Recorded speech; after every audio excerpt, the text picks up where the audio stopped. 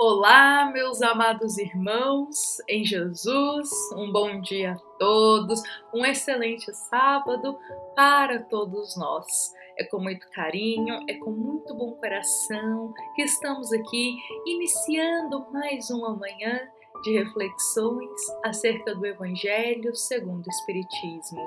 O nosso Evangelho diário é um momento que todos nós nos reunimos para buscar uma clareza, um ensinamento, uma palavra de esperança acerca do Evangelho segundo o Espiritismo. Então sejam todos muito bem-vindos e antes de nós iniciarmos a nossa reflexão de hoje, vou convidar a todos para juntos tecermos uma prece, pedindo para que Jesus ilumine hoje a nossa reflexão. Então vamos juntos fechar os nossos olhos da vida material, elevar o nosso pensamento até Jesus, o nosso irmão maior, e rogar para que Ele esteja aqui presente junto conosco neste momento de reflexão diária, para que Ele abra o nosso coração para o aprendizado de hoje, para que Jesus abra a nossa alma para cada palavra de esperança e de consolação que o Evangelho segundo o Espiritismo tem para todos nós. Com isso, que Jesus esteja aqui conosco e que a paz do Cristo se faça em nosso coração. Bom, meus amados irmãos em Jesus, agora com o coração mais sereno, vamos iniciar a nossa reflexão de hoje, dando aqui sequência à última parte da passagem do capítulo 4 do Evangelho segundo o Espiritismo, a qual se encontra no item 24 deste capítulo, que é a passagem Os Laços de Família, fortalecidos pela reencarnação e quebrados pela unicidade da existência. Lembremos que nós dedicamos alguns dias a focar nessa passagem do Evangelho, que tanto vem nos esclarecer sobre família e sobre tudo ali que vai envolver este tema. No Evangelho segundo o Espiritismo, ele dedica essa parte no capítulo 4 para realmente sanar muitas dúvidas nossas, nos esclarecer sobre família. E bom, e hoje nós chegamos no último item, no item 24. E para encerrar esses dias, unindo aí em harmonia ao item 24 do Evangelho, nós iremos narrar aqui uma história de Jesus. Porque, meus amados irmãos, o Evangelho segundo o Espiritismo, a doutrina espírita, ela nos esclarece muito. A doutrina espírita é como um sol que vem clareando ali para nós muitas questões que nós antes não compreendíamos. O Evangelho segundo o Espiritismo também, ele é como um sol. Em cada passagem dele, nós vamos sendo esclarecidos cada vez mais e nossa alma vai sendo tocada. Então, quando nós lemos as páginas do Evangelho segundo o Espiritismo, é indispensável, quando a gente vai tecer uma reflexão, compartilhar também sobre Jesus. Porque vejamos, o Evangelho segundo o Espiritismo vem nos esclarecendo, vem ali abrindo os caminhos e nos mostrando uma nova forma de viver e de enxergar a vida. Mas vai ser Jesus lá no íntimo de cada ensino dele, que vai trazer uma consolação para todos nós. Então, quando a gente une o Evangelho segundo o Espiritismo junto com os ensinos de Jesus, nós temos um verdadeiro sol misericordioso de ensinamento e esclarecimento para todos nós. É claro que o Evangelho segundo o Espiritismo também traz e compartilha conosco muita esperança, vai trazer para a gente muita consolação, muitas passagens ali realmente tocam o nosso coração, mas não podemos jamais nos esquecer do nosso guia e modelo da humanidade, que é Jesus, porque é em Jesus que a gente realmente encontra essa consolação. Não é à toa que o Evangelho segundo o Espiritismo traz muito de Jesus. Quase todas as passagens do Evangelho segundo o Espiritismo, em todos os capítulos, a gente encontra um ensino de Jesus, já ali nos chamando também para aquela consolação e para aquela esperança que o Cristo nos concede. Então, meus amados irmãos em Jesus, hoje aqui para encerrar a nossa passagem em harmonia aqui com esse item 24, como nós compartilhamos, a gente vai trazer aqui uma história de Jesus. Geralmente, quando a gente compartilha uma história, eu vou narrando aqui através das minhas palavras, após a leitura da história, mas hoje é diferente. Hoje eu vou querer compartilhar realmente cada trecho dessa história, porque é uma história muito especial. E acredito que é uma história que cada um de nós vai poder acolher ela de uma forma. Então vamos todos juntos lá para o capítulo 6 do livro Jesus no Lar. Este livro aqui gosto sempre de mostrar as obras para todos aqueles irmãos que quiserem buscar, ler na íntegra realmente os livros. Este livro aqui, Jesus no Lar, é uma grande obra, psicografada por Chico Xavier e ditada pelo querido espírito Neio Lúcio. Então, lá no capítulo 6, nós vamos encontrar o tema família. Vamos ver o que o querido espírito vai compartilhar conosco dessa história, que é uma história bem breve para a gente. Vejamos que ele inicia narrando. Naquela noite, Simão Pedro trazia à conversação o espírito ralado por extremo desgosto.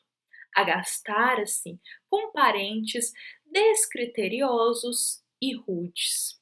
Então vejamos aqui que vai narrando para a gente que Pedro está ali em uma conversação, que a gente pode ali já resumir até mesmo pelo restante da história, que Jesus está naquele meio e provavelmente outros apóstolos. Só que Pedro demonstrava uma feição um pouco rude, uma feição um pouco desgastada, na verdade. Ele estava ali preocupado, algo tinha acontecido. E na verdade, já começa aqui explicando para nós que Pedro havia se desentendido com alguns familiares que eram muito rudes. E o bom espírito conta pra gente que o velho tio de Pedro o acusara de dilapidador dos bens da família, e um primo dele o ameaçara esbofeteá-lo na via pública. Então Pedro ele teve ali um desentendimento com um tio e com um primo dele. Que o tio estava falando que ele estava ali aproveitando dos bens da família, e o primo, não sei por que razão, estava ameaçando aqui bater em Pedro em via pública. E Pedro guardava isso no coração dele, esse desgosto que ele tinha tido após um desentendimento com a família, e o semblante dele estava muito carregado. Foi quando o mestre, Jesus, leu algumas frases dos sagrados escritos e o pescador desabafou. Descreveu todo o conflito que teve com a parentela e Jesus ouviu tudo em silêncio. Cristo, quando começou ali a falar sobre as palavras divinas, Pedro não aguentou. Pedro desabou e começou a contar tudo o que tinha acontecido. E nesse momento, depois de narrar tudo de forma longa e Jesus ficando ali em silêncio, quando Pedro termina, Cristo pergunta: E que fizestes, Simão, ante as arremetidas dos familiares incompreensivos? Ou seja, Cristo quer saber aqui qual que foi a reação que Pedro teve diante ali da incompreensão de seus familiares, do desentendimento que eles haviam tido. E Pedro responde: sem dúvida, reagi como devia. Respondeu o apóstolo de forma firme. Coloquei cada um no seu próprio lugar. Anunciei sem rebuços as más qualidades de que cada um era portador, Meu tio é um raro exemplar de avareza e meu primo é um mentiroso.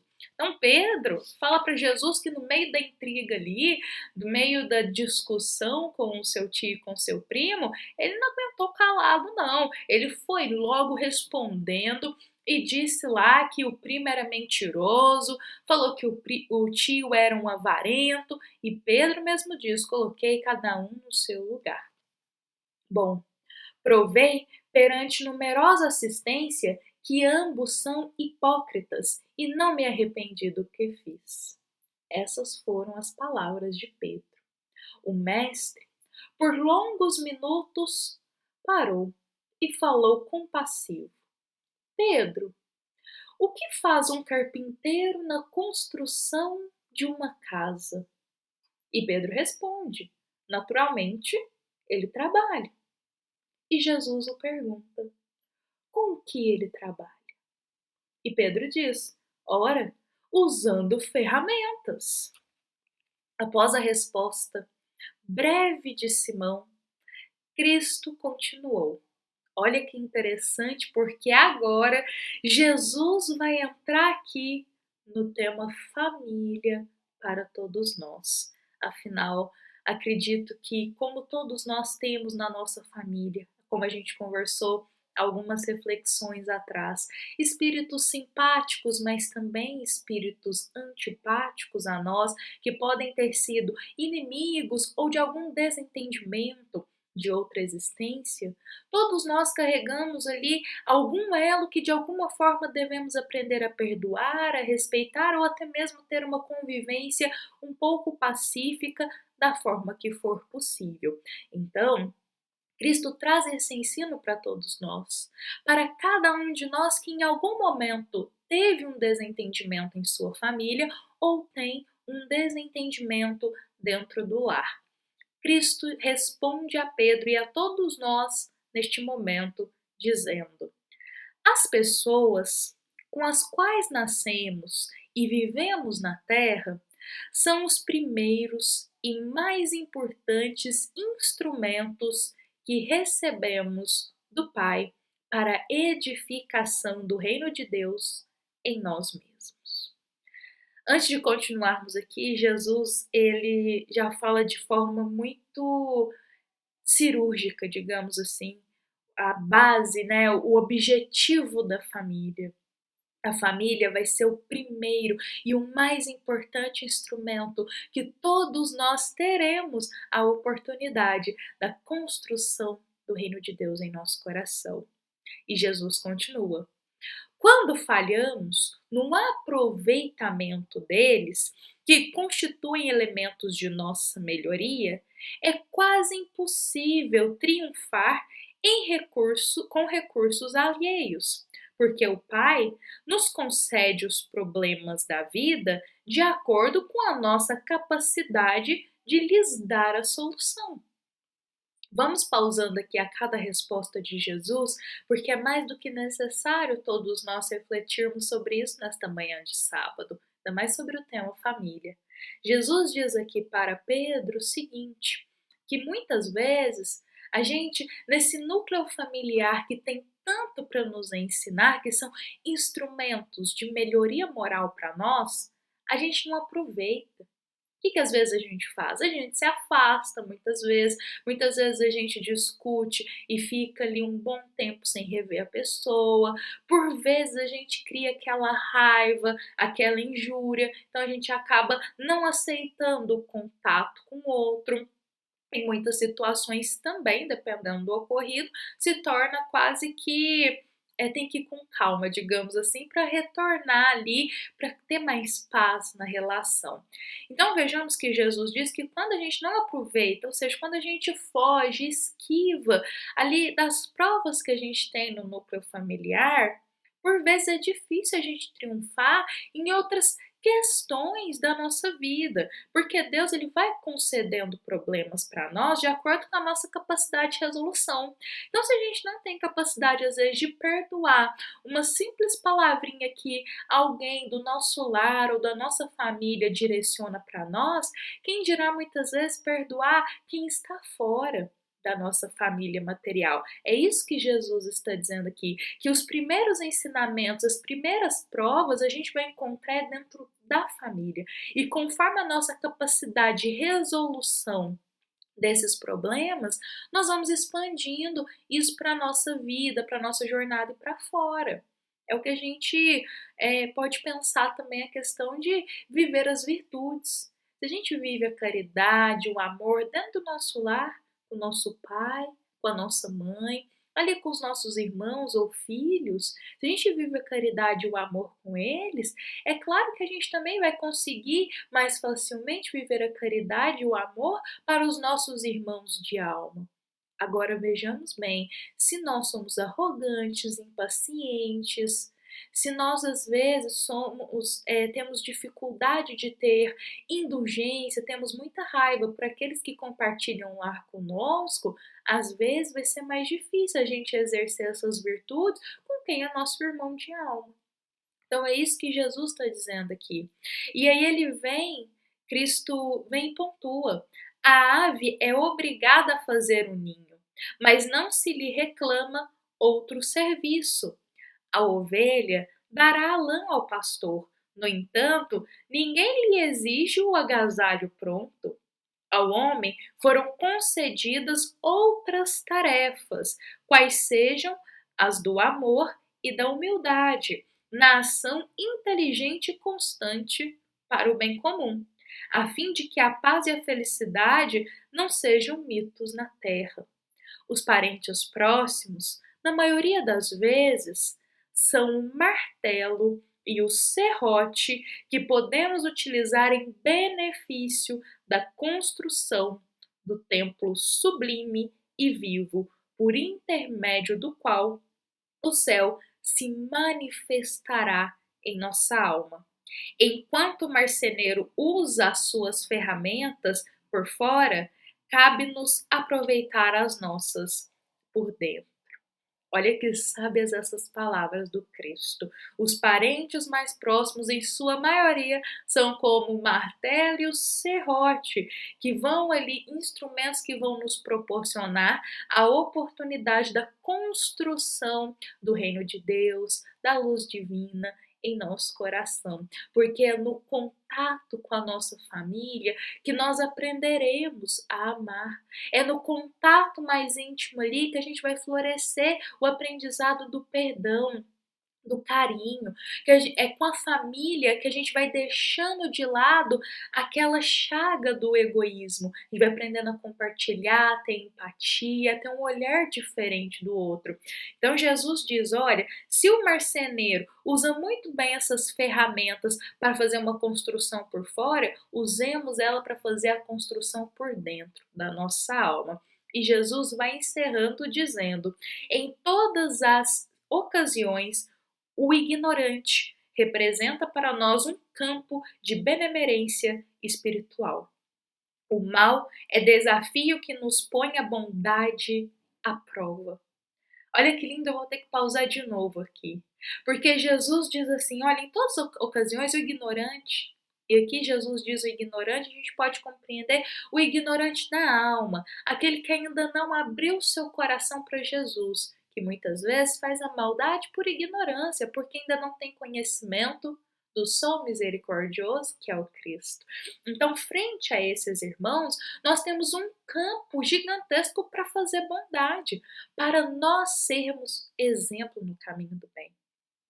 Do que adianta a gente cobrar paciência dos parentes que estão mais próximos de nós, se nós não somos exemplo de paciência? Então, quando a gente observa uma oportunidade ali, alguma ação que às vezes a gente tem a oportunidade de mostrar um exemplo vivo do ensino de Jesus, façamos isso, porque Cristo nos diz, o mal é um desafio que nos põe a bondade à prova. Então, diante, às vezes, de palavras rudes que a gente ouve dentro da família, diante da incompreensão, igual a situação que Pedro passou, sabe? Ouvindo palavras rudes, ouvindo xingamentos, humilhação, Jesus diz era uma oportunidade de colocar sua bondade à prova, de se mostrar um servidor, um ceareiro de Jesus. E vejamos que, olha só, o ingrato é um meio de exercitarmos o perdão. O doente é uma lição à nossa capacidade de socorrer. Aquele que bem se conduz em nome do Pai, junto de seus familiares endurecidos ou indiferentes, prepara-se com rapidez para a glória do serviço à humanidade. Porque se a paciência aprimora a vida, o tempo tudo transforma. E bom, calou-se Jesus, e talvez porque Pedro tivesse ainda os olhos indagadores. Então Jesus acrescentou: se não ajudamos os necessitados de perto, como auxiliaremos os aflitos de longe? Se não amamos o irmão que respira conosco os mesmos ares, como nos consagraremos ao Pai que se encontra no céu? Depois dessas perguntas, pairou na modesta sala de Carfanaum expressivo silêncio que ninguém ousou interromper. Bom, e assim se encerra essa história tão bela sobre família, que traz tanto ensinamento para nós. Essas últimas perguntas de Jesus para Pedro é como se Cristo falasse conosco. Se nós não ajudamos os necessitados de perto, como nós auxiliaremos os aflitos de longe?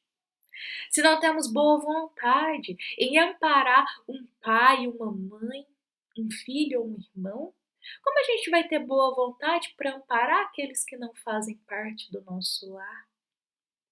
Se nós não exercemos a paciência e o perdão com aqueles que estão mais próximos de nós, como exerceremos verdadeiramente o perdão com aqueles que às vezes não dividem o lar conosco? É muito comum, olhando essa perspectiva, é muito comum na sociedade, às vezes as pessoas falarem: nossa, mas tal alma tem tanta paciência, às vezes com os que são de fora, mas tanta impaciência com os que estão de dentro do lar. E vale uma reflexão para nós quanto a isso. Será que é uma paciência verdadeira? Porque vejamos, quando a virtude ela é verdadeira, quando a virtude ela parte do coração, ela não escolhe aonde ela vai ser exercida. Ela não escolhe, olha, ali eu vou ter paciência, aqui eu não vou ter. Não, a virtude ela não tem duas faces. A virtude tem apenas uma face verdadeira. Então, quando a virtude da paciência ela é verdadeira, se é paciente dentro do lar, como também com os que estão fora. Se ama aqueles que compartilham o lar conosco, como também se respeita os que estão fora. Então vamos pensar sobre isso hoje que a gente está encerrando aqui esse tema família. Como a gente discutiu alguns dias atrás, haverão espíritos antipáticos ou estranhos a nós que formarão o nosso laço familiar na matéria.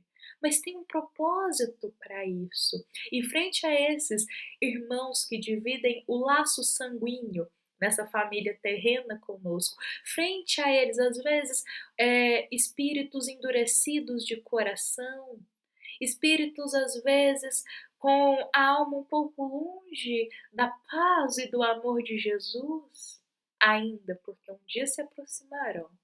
Então, frente a esse, como estamos reagindo? Estamos aproveitando a oportunidade, como Jesus diz, colocar nossa bondade à prova? Ou será que, como Pedro, antes do ensino de Jesus, estamos revidando, estamos batendo de frente, colocando mais combustível ainda em algo que já está pegando fogo? Então, tenhamos sempre paz, tenhamos sempre paciência, vamos compreender sempre que a família na matéria ela tem um propósito maior. Então, nós convidamos a todos os irmãos, já que estamos encerrando hoje esse Evangelho sobre família, esses dias que a gente se dedicou, a leitura completa desses itens, que vai aí do item 18 ao item 24 do Evangelho segundo o Espiritismo, do capítulo 4, para todos esses irmãos que quiserem mergulhar um pouquinho mais nos ensinos e esclarecimentos sobre família. Bom, meus amados irmãos em Jesus, nós vamos ficar por aqui hoje, vamos encerrar o nosso Evangelho diário. Desejamos a todos um excelente dia, um sábado de muita alegria e que possamos levar o ensino de hoje em nosso coração. Fiquemos em paz, fiquemos com Jesus e que assim seja. Lembremos que essa é uma mensagem do nosso querido Centro Espírita Luiz Gonzaga de Luminares a todos nós que estamos aqui neste momento, nos reunindo como uma grande família. Que assim seja.